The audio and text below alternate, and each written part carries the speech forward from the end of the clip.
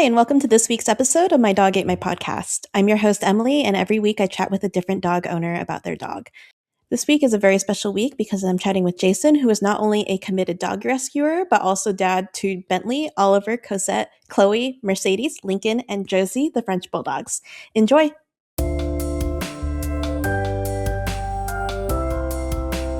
I see 3 Frenchies in frame.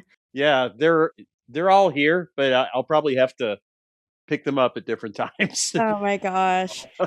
Well, I'm very excited to hear all about them. So we have, hold on, let me make sure I get the names right. We have Bentley, Oliver, Cosette, Chloe, Mercedes, Lincoln, and Josie. That's right. Plus, I have a bonus foster girl here. Oh my gosh. What's her name? Her official rescue name is Maple, but I don't know. I don't know if that name will stick if we adopt her, which there's a possibility. How many of your Frenchies have been foster fails? All of them. Did you know before you had your first, did you know kind of how many you would end up with or anticipate sort of being where you are now?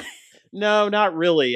We kind of fell into it by accident. We had a couple of dogs before that were Springer Spaniels, and they lived a good long life and passed away. And my wife and I thought we were done with dogs. And our son, who was in high school at the time, persuaded us to check out this rescue event where there were a couple of Frenchie puppies, one of whom he had seen before and liked, and that was Bentley.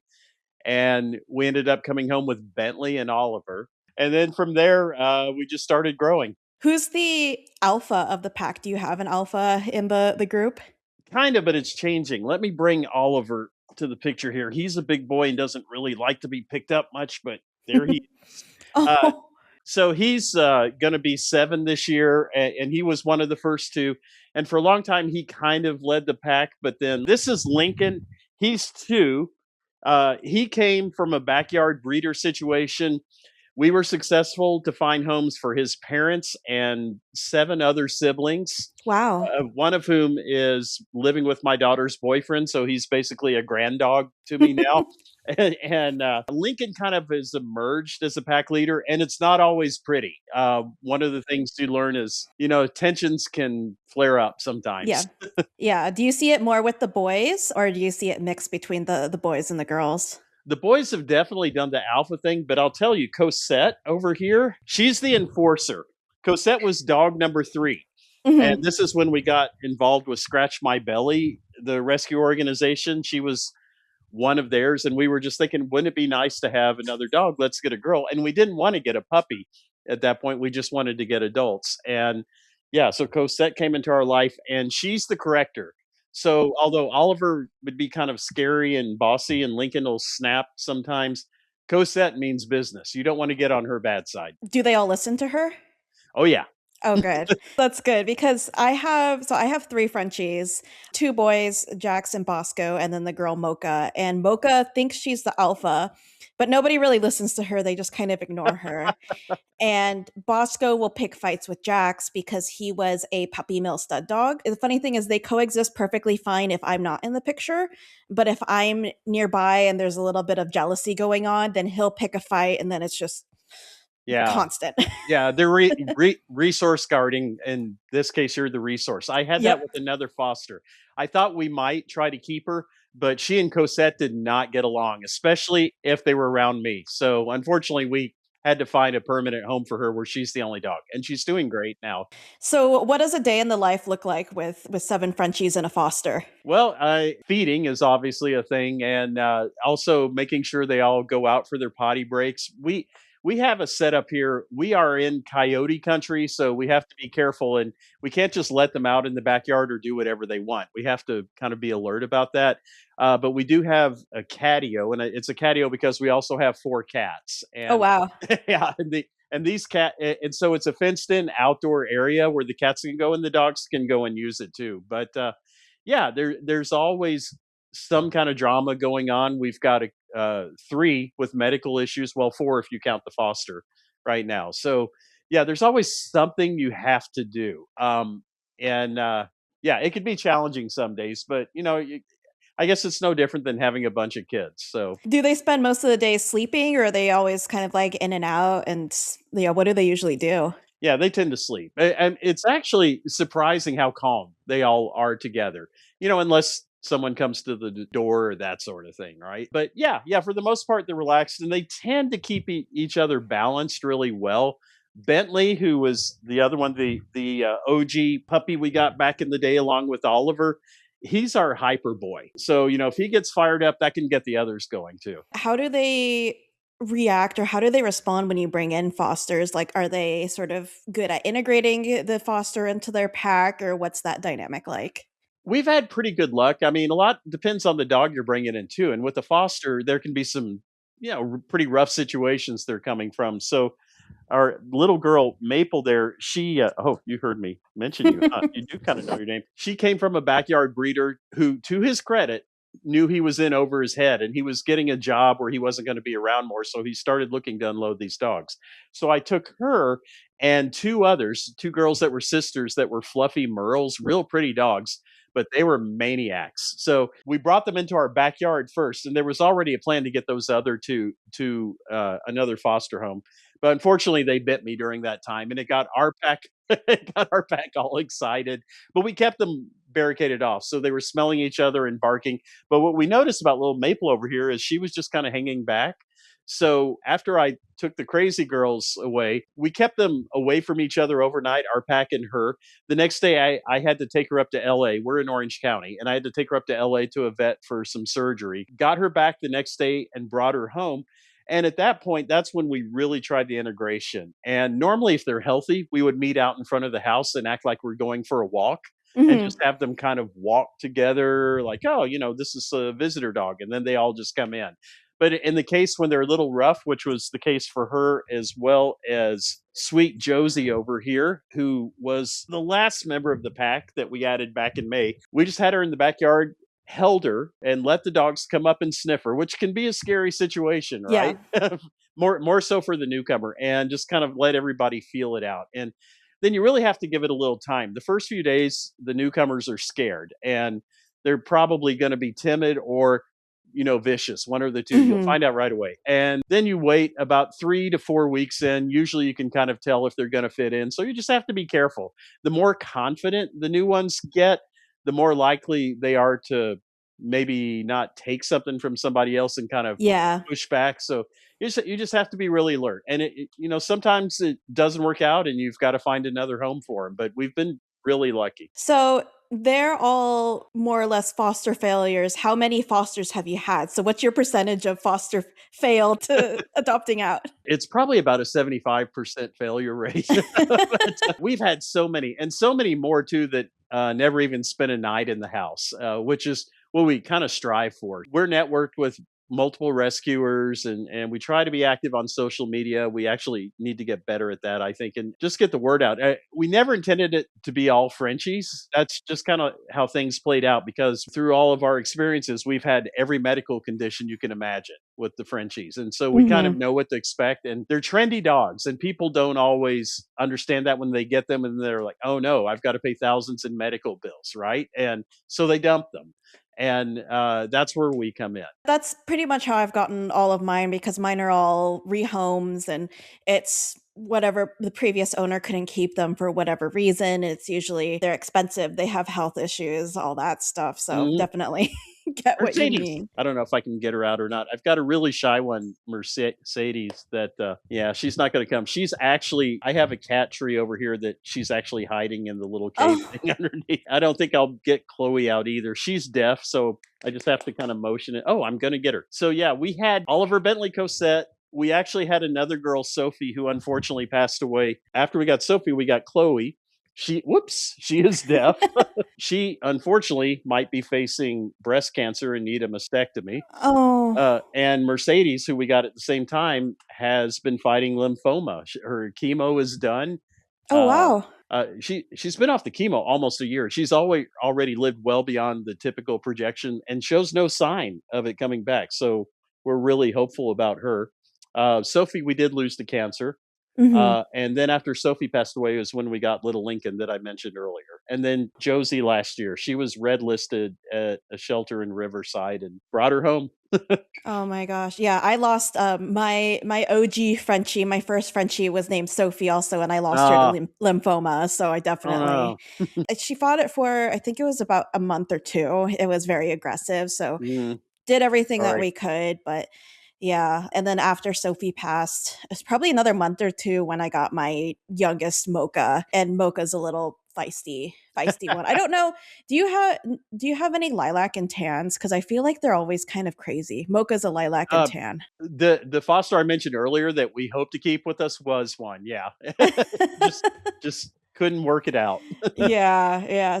I don't know what it is about that color. She's very feisty. But tell me a little bit about their names. Have you named them all, or did they keep names that they had coming in, or how did you? I sent some car themed names, but Yeah, yeah. So my son's very into cars. So yeah, he kind of drove, no pun intended, some of that. He's an adult. He's married, and he and his wife actually have another foster that, or well, actually no, they adopted him now as well, named Waylon, and he's a blue merle. He's really cute. But yeah, he drove some of that. My daughter has picked a couple of names. She's a senior in college and still lives with us, although she's not around a lot. Yeah, it just at different times. We've kind of stuck with French names for most of the girls except Mercedes. My daughter played young Cosette in a production of Les Mis when she was a oh, kid. And so that led to Cosette. And yeah, just whatever names we like. Chloe, Sophie was my pick. I think my daughter named Oliver. I don't know. Somehow we figure it out. We're in talks right now on the foster if she stays. And we've only had her for about a week in the house now. So we'll see how it goes with her. do any of them have any interesting nicknames that have evolved from their given names? Yeah, most of them have different names. Like Bentley became Mr. B or Beavers. Oliver is also O Man. Chloe, it doesn't matter because she's deaf and can't hear us. Yeah. Yeah, and Lincoln became Linky, Winky, Winky Dink. I mean, Cosette is held pretty firm. Oh yeah, she's looking at me right now. But yeah, they all respond to all their nicknames. So when you're talking about them, you have to be very careful and hmm and like spell their names or whatever because they perk up and wonder what's up. Do the other dogs like communicate with Chloe? Like, do they let her know if something's going on since she's deaf? Like, if she's sleeping, would they wake her up, or do they They won't behave wake any her up. differently? They won't No, wake her up. no. So a lot of times we'll come home and you know how the dogs come running up, yay, mom, dad, and she'll sleep right through Oh, it. nobody's letting her know that you're home. No, she eventually figures it out. But I mean, if she's close to them when they stir and wake up, because they do tend to bunch up together, yeah, she'll get up then. But yeah, she just kind of feeds off everybody else. And what's funny, you never hear her bark unless she's outside and sees a shadow on the ground. And it's like, Oh, how some dogs focus on like laser pointers, stuff like that. She gets like that with shadows and reflections. oh. And has she always been deaf, as far as you know? As far as we know, yeah, we think she was around 3 when we got her, and she's 6 now. So you've had Oliver and Bentley you got as puppies, and then was everybody else you said you wanted to get adults? Are they We have did, they all been older? except for Lincoln when he had his whole family, and we just did some massive networking to get them all homes as quickly as we could. So yeah, everyone else has been an adult. Josie probably 3, we just don't know. The foster girl I'm told is 4. Yeah, but you never know. And we think Cosette is the oldest at 7. And that's believable just kind of looking at her and how she acts and things like that. Yeah, I'm guessing the vet looks at like their teeth and everything to try to figure out how old they are and Yeah. everything. Yeah. How often do you have to go to the vet between the 7 of them Oh, and the at, fosters? at least once a week. Well, right now, unfortunately, we found out Josie, the most recent pack edition, is allergic to cats, which is Oh no. unfortunate. Yeah, so am I, and I got shots for 5 years, and so hmm between that and some drugs, I'm usually okay. So now Josie's getting immunotherapy. Oh. All of our cats are seniors, and we probably won't add any more, even though I love hmm cats. But yeah, there's always something besides Chloe and her potential breast cancer issues. Cosette also had a lump taken out. We think that was just a lipoma, just a fatty lump, but yeah, we're getting a biopsy to be safe. We do have insurance on these dogs, by the way. You have to. Yeah. Yeah, and Mercedes has once a month checkups. She'll have an ultrasound next month, which she gets every 6 months. Hopefully, hmm we get good news there. Yeah, but there's always something. Always. Yeah. Always something. Yeah. No, I Yeah, definitely get that. we're personal friends with our vet. In fact, she fostered some dogs for us too. Oh, that's amazing. And hopefully the clinic's close to where you live.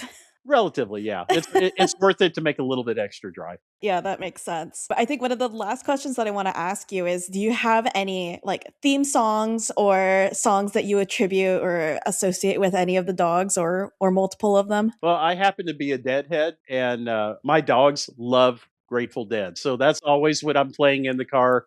I think their favorite song is "Ripple" from the American Beauty album, but any Dead will do. I find it's very calming for the dogs. Oh, I love that.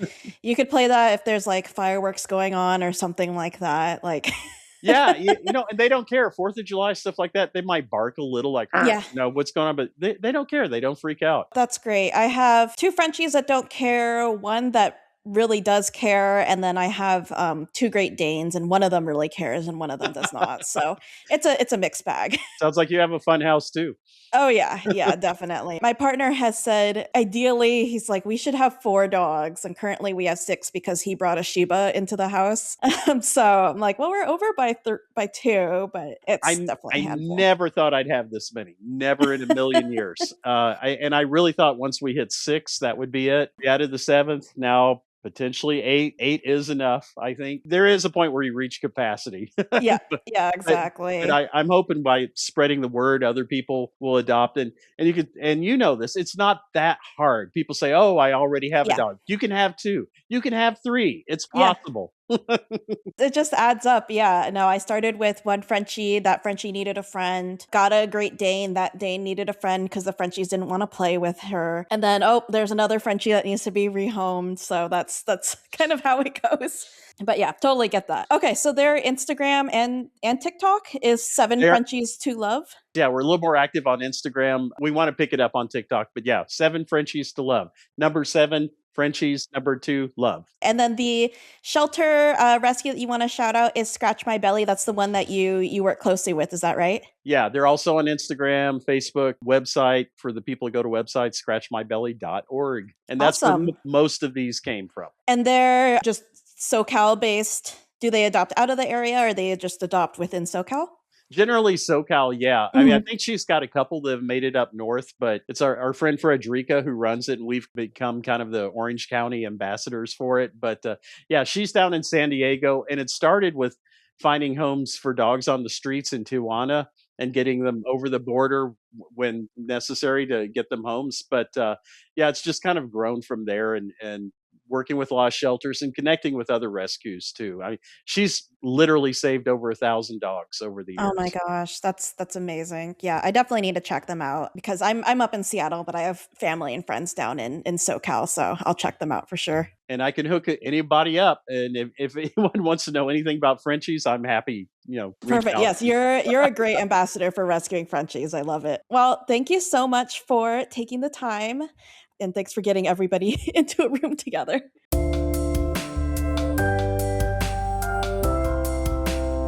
Thanks for tuning in, and don't forget that you can listen to, watch, and subscribe to my Dog Ate My podcast anywhere that you get your podcasts. And if you want to check out and follow Jason's pack, you can follow them at 7 Frenchies to Love. That's number 7 Frenchies, number 2 Love on Instagram and TikTok.